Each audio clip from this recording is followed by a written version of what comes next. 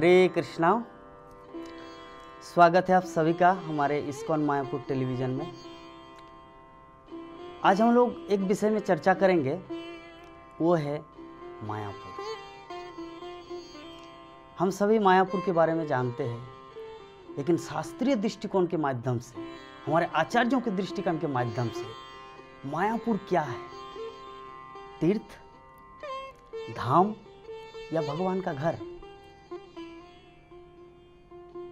शास्त्रों के दृष्टिकोण में, शास्त्रों में श्लोक आता है, तीर्थ का अर्थ कहा गया है तरंती अनेना, अर्थात जहां पर जाने के बाद व्यक्ति तर जाते हैं उसे कहा जाता तीर्थ। और धाम का अर्थ क्या है? शास्त्र में दो चीज है, तीर्थ और धाम। तीर्थ में जहां पे ऋषि मुनिगण तपस्या करके भगवान को संतुष्ट करते हैं और भगवान प्रसन्न चित्त होकर उनके फलस्वरूप प्रकट होते हैं और उनको मनचाहा वर देते हैं। और साथ साथ में भगवान ये भी वचन देता है कि जो इस स्थल पर आध्यात्मिक कोई भी प्रक्रिया करेंगे उसका 100 गुना 1000 गुना फल मिलेगा। तो ऐसे क्षेत्रों को कहा जाता तीर्थ। और धाम का अर्थ वो है जहां पर भगवान अवतरण होते हैं, अपनी लीलाएं करते हैं, वो है धाम। उदाहरण स्वरूप वृंदावन धाम, हरिद्वार तीर्थ। शास्त्र में और एक बात आते हैं, जल की महिमा जहां पर है उसे कहा जाता तीर्थ, और स्थल की महिमा उसे कहा जाता है धाम। त्रिवेणी संगम इलाहाबाद प्रयाग, क्या कहा जाता है प्रयाग को? तीर्थराज प्रयाग। क्यों? क्योंकि वहां पे जल की महिमा है। गंगा, जमुना, सरस्वती 3 नदियां एक साथ बहती है, इसलिए कहा जाता तीर्थराज। बद्रीनाथ धाम, क्यों उनको तीर्थ क्यों नहीं कहा जाता? क्यों बद्रीनाथ धाम धाम क्यों है? क्योंकि वहां पे नर नारायण ऋषि भगवान का अवतार, द्वारका धाम, मायापुर धाम। तो हमारा जो मूल टॉपिक है आज के, उसमें क्या है? मायापुर। तो मायापुर क्या है? तीर्थ, धाम या भगवान का घर? इस चीज को हम लोग को ध्यान से समझना है। हम सबको पता है कि मायापुर में गंगा है, और परिभाषा में हम लोग क्या बताएं? जल की महिमा के स्थान को तीर्थ कहा जाता है। तो मायापुर क्या है? तीर्थ या धाम? और यहाँ पे भगवान श्री चैतन्य महाप्रभु प्रकट हुए हैं। श्री कृष्ण चैतन्य राधा कृष्ण नहे अन्य, अर्थात भगवान श्री कृष्ण राधा रानी के साथ प्रकट हुए, गौरांग महाप्रभु के रूप में अवतरण हुए, लीलाएं की। तो परिभाषा में हम लोग शास्त्रों के माध्यम से क्या पता चला? जहां पर भगवान की लीला है, अवतरण लीला, उसे कहा जाता धाम। और जहां पे जल की महिमा गंगा है उसे कहा जाता तीर्थ। तो अभी क्या कहेंगे हम लोग मायापुर को? तीर्थ या धाम? ये बहुत समझने वाली बात है। हमारे वैष्णव आचार्यों का कहना है, अद्यापि नित्य लीला करे गौर राय, कोनो कोनो भाग्यवाने देखी बारे पाई। इसका अर्थ है कि अभी भी भगवान श्री चैतन्य महाप्रभु मायापुर धाम में अपनी लीलाएं कर रहे हैं। कोनो कोनो भाग्यवाने देखी बारे पाई, कोई कोई भाग्यवान देख पाते हैं। वो भाग्यवान कौन है? श्रीमद् भगवद गीता में कहा गया है, बहुनाम जन्म नामन्ते ज्ञानवान मांग प्रपद्यते। अनेक अनेक जन्मों के बाद जिसको सच्चा ज्ञान की प्राप्ति होती है, वासुदेव सर्वमिति स महात्मा सुदुर्लभ, वो भगवान वासुदेव कृष्ण को समझ जाता है। तो वैष्णवाचार्यों का क्या कहना है? अद्यापि नित्य लीला कोरे गौरव राय, कोनो कोनो भाग्यवाने देखी बारे। तो कौन है भाग्यवान जो महाप्रभु को देख पाएंगे? वही है शास्त्रों का संस्तुति। तो हमारा जो विषय है, टॉपिक है कि मायापुर क्या है, तीर्थ, धाम या भगवान का घर। वैष्णवाचार्यों का एक ही बात है कि अभी भी महाप्रभु लीला करते मायापुर धाम में, लेकिन हम लोग देख नहीं पाते, लेकिन वैष्णवाचार्यगण देख पाते हैं। तो जहां पे भगवान रोजाना लीला करते हैं, अपने नित्य लीला करते हैं, उसको क्या कहेंगे, धाम? नहीं, उसको धाम कैसे कहेंगे? धाम का अर्थ भगवान आए, लीला किए और चले गए। लेकिन जहां पे रोजाना लीला होगा उसको धाम कैसे कहेंगे? वो तो घर है। तीर्थ क्या है हम लोग तो पहले ही समझ गए, जहां पर कोई भक्तगण, कोई ऋषि मुनि तपस्या किए, तपस्या के फलस्वरूप भगवान प्रकट हुए और चले गए, वो है एक तीर्थ बन जाता है। और वहां पे एक बहुत बड़ा मेला लगता है, बहुत महान तीर्थ कहलाता है। और हमारे भारतवर्ष में ऐसे बहुत सारे तीर्थ हैं। लेकिन विषय है मायापुर, विषय है मायापुर क्या है। तो इसीलिए भक्ति विनोद ठाकुर हमारे परम गुरुदेव, उन्होंने कहा है, मायापुर धाम सम त्रिभुवने नाय। पूरे 14 भुवन में, स्वर्ग मर्त्य पाताल त्रिभुवन का 7 पाताल 7 स्वर्ग, 14 भुवन में मायापुर धाम जैसा कोई धाम नहीं है। हम लोग जानते हैं शास्त्रों के द्वारा कि भगवान कृष्ण राधा रानी की इच्छा पूर्ति के लिए वृंदावन धाम का निर्माण किए। राधा रानी के बोले कि राधा चलिए हम लोग को जाना है भूलोक में। तो राधा ने बोले कि नहीं, मैं नहीं जा सकती। क्यों? क्योंकि वहाँ पे ना राधा कुंड है, ना गिरि गोवर्धन है, ना निधि वन है।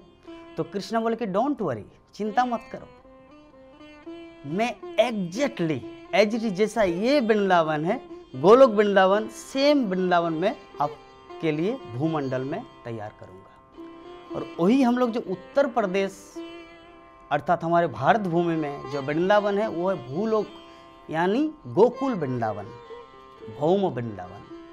और भगवान का जो नित्य लीला जो चलते वो है गोलोक वृंदावन। तो कृष्ण राधा रानी की इच्छा पूर्ति के लिए वृंदावन का निर्माण किए भारत भूमि में। और अनंत संहिता, जो हमारे बहुत सारे शास्त्रों में संहिता, जैसे मनु संहिता, ब्रह्म संहिता, गर्ग संहिता, अनेकों संहिताओं में से एक संहिता है अनंत संहिता। उस अनंत संहिता में वर्णन आया है कि श्रीमती राधा रानी भगवान कृष्ण की इच्छा पूर्ति के लिए मायापुर धाम का निर्माण किया। मायापुर धाम का निर्माण किया भगवान कृष्ण की इच्छा पूर्ति के लिए। तो कृष्ण ने राधा रानी की इच्छा पूर्ति के लिए वृंदावन धाम का निर्माण किए, और राधा रानी ने भगवान कृष्ण की इच्छा पूर्ति के लिए नवद्वीप मायापुर धाम का निर्माण किया। तो अभी हम लोग को फिलोसॉफी को समझना है, दर्शन को समझना है कि भक्त बड़ा है या भगवान बड़ा है। भगवान अपने भक्तों की इच्छा के लिए कुछ करता है और भक्त भगवान की इच्छा के लिए कुछ करता है। इतिहास में हम लोग देखते हैं, इतिहास के माध्यम से हम लोग जानेंगे। भगवान श्री रामचंद्र जब लंका गए तो कैसे गए? भगवान श्री रामचंद्र लंका गए तो ब्रिज तैयार करके, पुल बनाकर। और हनुमान कैसे गए लंका? हम सबको पता है, एक ही जंप मार के चला गया लंका। तो भगवान सारे अखिल ब्रह्मांड के मालिक, अनंत कोटि विश्व ब्रह्मांड के मालिक भगवान रामचंद्र एक साधारण मनुष्य के भांति आचरण किए, किंतु अपने भक्त श्रेष्ठ हनुमान उनको महिमान्वित किया कि हनुमान एक ही छलांग में लंका पहुंच गए, एक ही छलांग में गंधमादन पर्वत। तो ये है भगवान की हेतु की कृपा। और दूसरा उदाहरण हम लोग जानते हैं, अर्जुन। भगवान चाहते तो खुद कुरुक्षेत्र के युद्ध मैदान को अपने सुदर्शन चक्र के माध्यम से समाप्त कर देते, और यद्यपि किए हैं, इसका प्रमाण है बर्बरीक के माध्यम से। लेकिन फिर भी वो क्रेडिट किसको दिया? अर्जुन को। तीसरा, जगत गुरु श्रील प्रभुपाद का। श्री चैतन्य महाप्रभु ने क्या कहा था चैतन्य चरितामृत में? पृथ्वी ते आछे जतो नगरादि ग्राम सर्वत्र प्रचार होइबे मोर नाम, अर्थात विश्व के कोने कोने के जितने सारे गांव या शहर है, हर जगह मेरे नाम हरे कृष्णा कृष्णा कृष्णा हरे हरे, हरे राम राम राम हरे हरे, ये महामंत्र का प्रचार व प्रसार होगा। चैतन्य महाप्रभु वो कौन है? साक्षात भगवान। लेकिन वो कितना दूर तक प्रचार किया? एक सीमा, कहां तक? ये भारत भूमि, कश्मीर से कन्याकुमारी तक, मीन्स ये इंडिया। लेकिन अपने प्रिय भक्त, अपने सेनापति भक्त, अपने प्रिय पार्षद जगत गुरु श्रील प्रभुपाद, अभय चरणारविंद इसी भक्ति वेदांत तो जगत गुरु श्रील प्रभुपाद, उनके माध्यम से क्या किया? श्री चैतन्य महाप्रभु सारे विश्व में कृष्ण भक्ति का प्रचार प्रसार किया। तो हमारा मूल टॉपिक जो था कि मायापुर धाम क्या है? मायापुर धाम भगवान का घर या तीर्थ या धाम? अभी हम लोग एक चीज समझेंगे, वृंदावन धाम और मायापुर धाम, कि राधा रानी ने मायापुर धाम का निर्माण किया, वृंदावन धाम का निर्माण किया भगवान कृष्ण ने। तो अभी कृष्ण का क्रेडिट ज्यादा हो गया राधा रानी का? भगवान तो हर क्षेत्र में अपने भक्तों को क्रेडिट देते हैं। अर्जुन को क्रेडिट दिया, जगत गुरु श्रील प्रभुपाद को क्रेडिट दिया, हनुमान को क्रेडिट दिया, खुद एक साधारण जैसा रहे। तो उसी प्रकार भगवान श्री कृष्ण वृंदावन धाम का निर्माण किया और राधा रानी ने मायापुर धाम का निर्माण किया। तो अभी शास्त्रीय दृष्टिकोण से, भक्ति के दृष्टिकोण से कौन बड़ा है? इस संबंध में और एक कथा है। हम लोग जानते हैं इतिहास में मुगल साम्राज्य का जो अकबर, उन्होंने एक बार एक सभा बुलाए थे। सभा में क्या था? टॉपिक था कि गंगा बड़ी है या जमुना बड़ी है। तो भारतवर्ष के जितने सारे महान महान संत, साधु पुरुष, भक्त को बुलाए, गंगा बड़ी है या जमुना बड़ी है, इस चीज को समझने के लिए। तो जितने सारे महात्मा, जितने सारे ऋषि मुनि, जितने सारे भक्तगण वहां पर आए, हर कोई गंगा की महिमा का वर्णन कर रहे कि महाराज गंगा तो सर्व दृष्टिकोण से बड़ी है। तो फिर भी महाराज मीन्स अकबर को मन में शांति नहीं मिल रहा था, उनको सेटिस्फैक्शन, संतुष्टि नहीं मिल रहा था कि गंगा बड़ी है लेकिन जमुना कैसे बड़ी नहीं। इस संबंध में उनका कंफ्यूजन। तो ऐसे में कुछ ब्राह्मणगण अकबर को उपदेश दिया कि महाराज इसका उत्तर एक व्यक्ति दे सकता है, वो रहता है वृंदावन में। कौन? षड गोस्वामियों में श्रील जीव गोस्वामी, कि जीव गोस्वामी इसका उत्तर दे पाएंगे। तो अकबर बोले कि ठीक है, तब उनको बुलाया जाए। तो ब्राह्मण बताया कि लेकिन उनका कंडीशन है। क्या कंडीशन? कि वो वृंदावन त्याग नहीं करते। जैसे भगवान श्री कृष्ण वृंदावनं परित्यज्यं कुत्र कदापि न गच्छति, जैसे भगवान कृष्ण वृंदावन छोड़कर एक पग भी वृंदावन के बाहर नहीं जाते। उसी प्रकार जीव गोस्वामी का भी प्रतिज्ञा हुआ, वृंदावन धाम नहीं छोड़ेंगे। तो ऐसे बातचीत के दौरान अकबर बोले तब तो कुछ तो उपाय करना है।